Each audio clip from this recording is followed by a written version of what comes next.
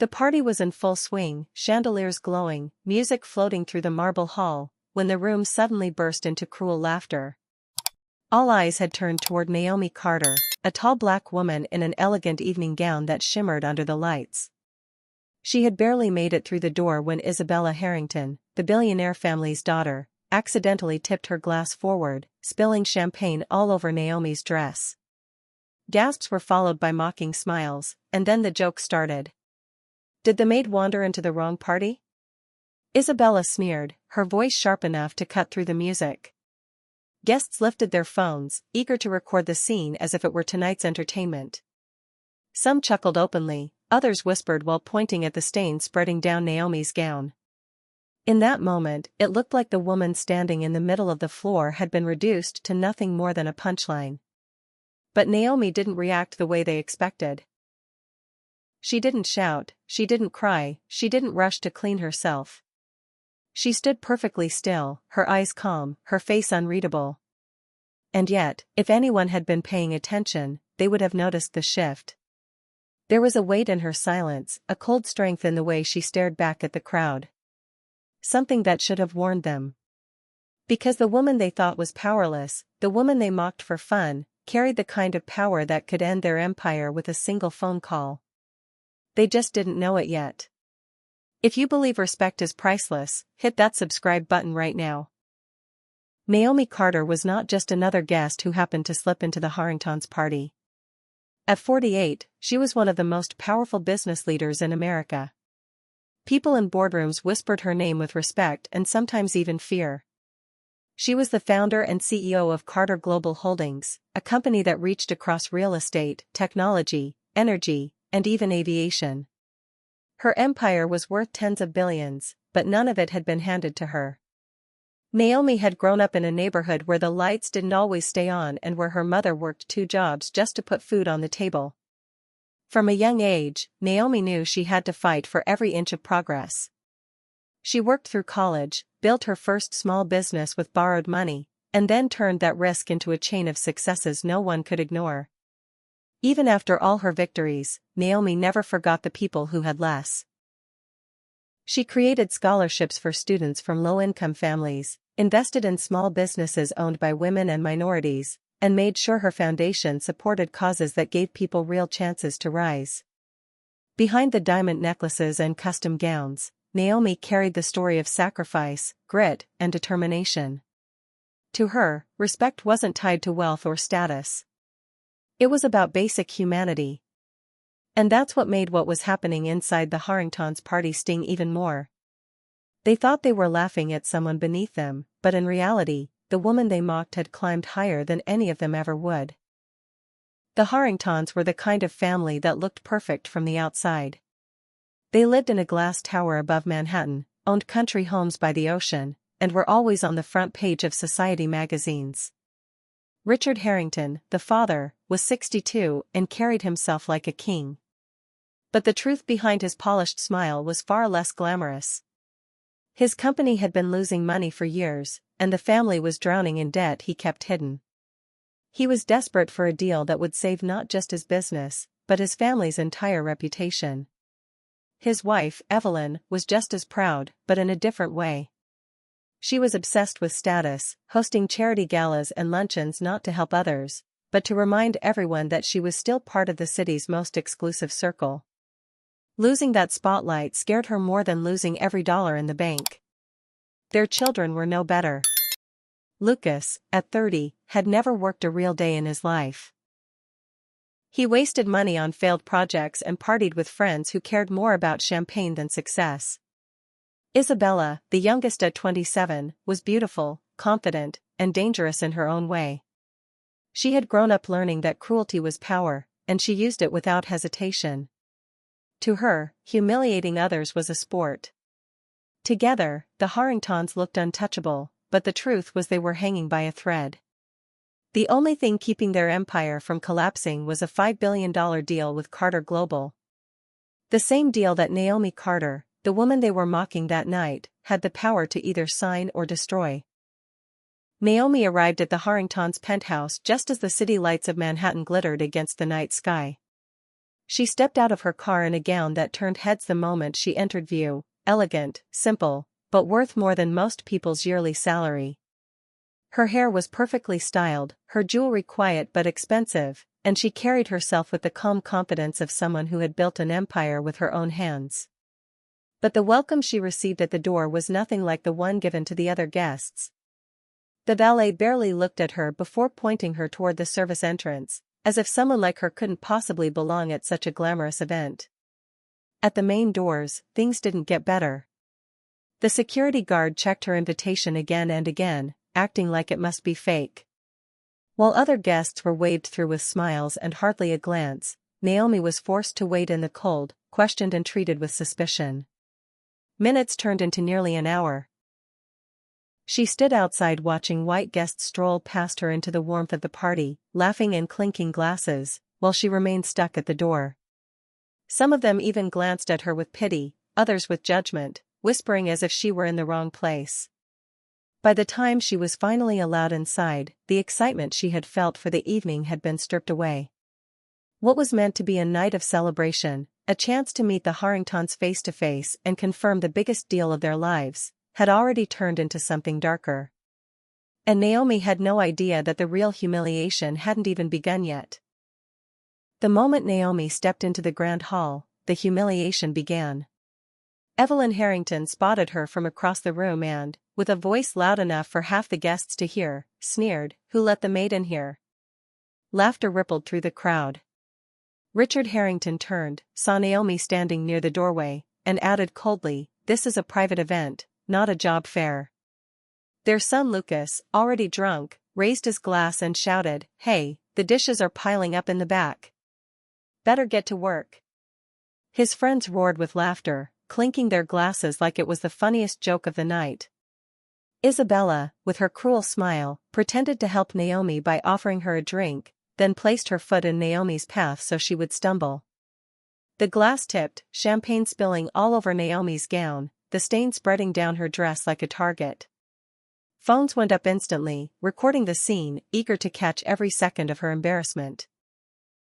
Naomi steadied herself, her heels clicking softly against the marble floor as she stood tall again. She didn't lash out, didn't plead, didn't even flinch. Her silence unsettled a few people, but most of the room laughed louder, treating her pain like a show they had paid to watch. For over an hour, every move she made was mocked. When she reached for a glass of water, Evelyn snapped, "No drinks for the help." When Naomi tried to sit, Margaret blocked her way, declaring, "These chairs are for guests." Surrounded, cornered, and insulted, Naomi became their evening's entertainment. They thought they were breaking her. But what none of them realized was that every cruel word, every laugh, every recorded video was leading them closer to the most expensive mistake of their lives. Naomi's breaking point came quietly, without a single raised voice. As she stood in the corner of the glittering hall, her phone began to ring. The crowd was still laughing, still pointing, but the sound of that ringtone cut through the noise like a warning. She answered calmly, her voice steady despite the stain on her gown and the insults still hanging in the air. On the other end was her lawyer. "Miss Carter, the $5 billion contracts with Harrington Industries are ready for your signature. Do you want me to bring them over for tonight's announcement?" The words carried just far enough for the nearest guests to hear. A few froze mid-laugh, confusion flickering across their faces. Billion? Contract? Who exactly was this woman they had just mocked? Richard Harrington, standing not far away, went pale.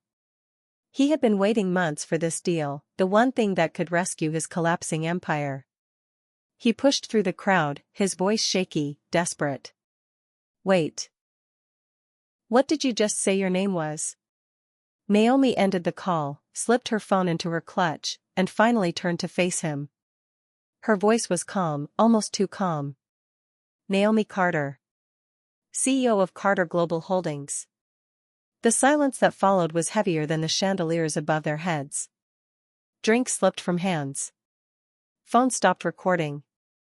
The people who had mocked her seconds ago now stood frozen, realizing that the woman they had treated like nothing was the only person who could decide if the Harringtons had a future at all. Naomi didn't raise her voice or rush her words. She simply pulled her phone back out, pressed a button, and spoke with the same calm that had unsettled everyone before. "Cancel everything," she said. "Every deal. Every partnership. Not a dime goes to the Harringtons." The room froze. For a moment, people weren't sure they had heard her right. But then her legal team, already nearby, began stepping into the hall with briefcases in hand. They moved with quiet precision, handing out documents, informing key guests that the $5 billion merger was officially dead. Investors who had been smiling minutes earlier started leaving the party, their phones buzzing with alerts about stock prices already sliding. The laughter that had filled the room only moments ago was replaced by whispers of panic. Richard stumbled forward, his hands trembling as he tried to reason with her. "Please, Miss Carter, this can't happen. Our family, our company, it won't survive without this deal." His voice cracked, desperation pouring out of him. Evelyn clutched his arm, her face pale, tears streaking her makeup. Lucas looked lost, while Isabella stood frozen, the cruel smile gone from her lips. Naomi looked at them without a hint of sympathy. "You thought my dignity was worth less than your champagne," she said coldly. "Now you'll see the cost of that mistake." With those words, the Harringtons' downfall began right there in their own ballroom, and everyone in attendance knew they were witnessing the most expensive act of arrogance they would ever see. The Harringtons' world began to unravel in front of their guests. Investors slipped out quietly, not wanting their names tied to a sinking ship. Phones lit up across the room as breaking news spread: Carter Global had pulled out of the $5 billion deal. Stock alerts buzzed, reporters were already reaching out, and within minutes the family's empire was in free fall. Evelyn collapsed into a chair, sobbing as she realized her carefully built social image was cracking in real time. Lucas tried to delete the videos he had taken of Naomi's humiliation, but it was too late. Clips were already circulating online. Isabella, usually so full of sharp words, stood speechless, her face drained of color. Richard, the man who once commanded boardrooms, looked smaller than ever, his body trembling as he clutched at the last threads of his family's legacy. Around them, the grand party they had planned so perfectly was crumbling into chaos. Guests whispered, some recording, some slipping away before they were linked to the disaster. Hashtags were already trending, calling the night the most expensive mistake in corporate history. Naomi, still calm and steady, turned away from the family without another word. She walked through the same marble doors where hours earlier she had been treated like an outsider, only this time the silence behind her was heavy with fear and regret. The Harringtons had laughed at her, but now they were left to face the truth. They had mocked the one person who could destroy everything they had ever built. And she just had. Within days, the Harrington empire collapsed like a house of cards. News outlets ran headlines about the cancelled deal, calling it the most costly act of arrogance the business world had ever seen. Their stock value crashed overnight, banks demanded repayment of hidden loans, and creditors lined up to collect what was owed. Properties that had been in their family for generations were suddenly up for auction. The penthouse where they had mocked Naomi was listed within weeks, their art collection scattered to the highest bidder. Evelyn found herself cut off from the social circles she once ruled, ignored by the very people who used to beg for her attention. Lucas's reputation as a spoiled rich kid turned into worldwide ridicule, with his mocking videos replayed as proof of his downfall. Isabella, once the center of attention at every gala, couldn't escape the videos of her tripping Naomi. No company, brand, or man of influence wanted to be associated with her. Richard Harrington suffered the hardest blow. The man who had once boasted of running a billion-dollar empire was now forced to face bankruptcy. He went from private jets to begging for extensions on overdue bills. His name, once a symbol of old money and power, had become a warning of how arrogance can destroy everything. The family that thought they were untouchable was left with nothing but shame.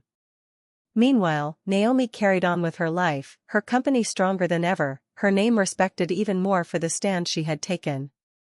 The Harringtons had thought they were mocking someone beneath them, but in truth, they had been tearing down the very pillar holding up their future. In the end, the Harringtons learned a lesson that money could never buy. They had mocked Naomi because of her skin, because they assumed she didn't belong in their world of chandeliers and champagne. But respect isn't tied to wealth or race, it's the simplest thing one person can give another. Their arrogance cost them $5 billion, their reputation, and the future they thought was guaranteed. Naomi didn't destroy them with anger or revenge, she did it by simply refusing to accept their cruelty and by reminding them that dignity cannot be bought or taken away. Her calm decision showed the entire world that when you treat someone as less than human, you risk losing everything yourself. The Harringtons lost their homes, their status, and their pride, but Naomi walked away with something far more powerful than money. She showed that real strength comes from knowing your worth, even when others try to tear you down.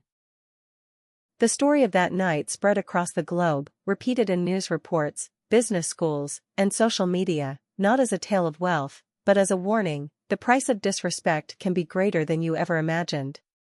So let me ask you, if you were Naomi, would you have forgiven them, or would you have done the same? Share your thoughts in the comments, and remember this: respect is not optional. It's the foundation of everything.